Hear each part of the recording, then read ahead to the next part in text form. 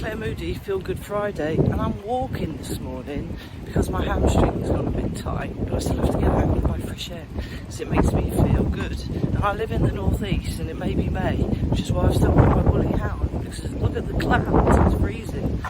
So let me just tell you about my week, and I've had a really interesting week. So I've ran a couple of workshops, a bit of coaching, and then I did a webinar, and it was really interesting. I was thinking about the stress curve.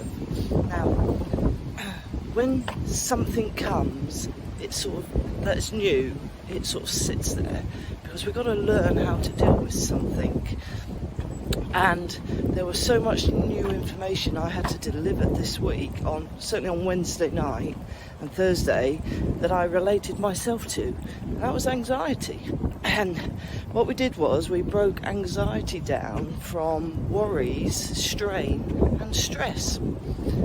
And it was really interesting when I was talking about a new webinar, lots of people turning up, and I knew it was coming and I knew I had to deal with it. And the way I deal with it is it sits there, and then I start to process, I focus it, and then I turn it into a really positive energy. That's how I deal with it. But what I do is I stay in what's called the stretch part of stress. And so I sit there, so the learning takes place. But the thing you have to think about is that when the stress starts to turn into a strain, which is what I was encouraging others to recognise in themselves, we have to catch when we're crossing from the stretch to the strain, because then that stops the stress coming afterwards. So really interesting stuff, that everything is so different.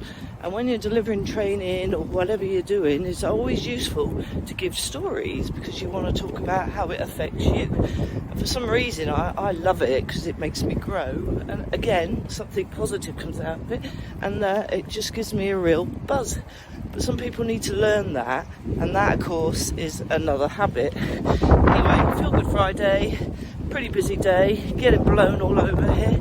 I'll see you next week.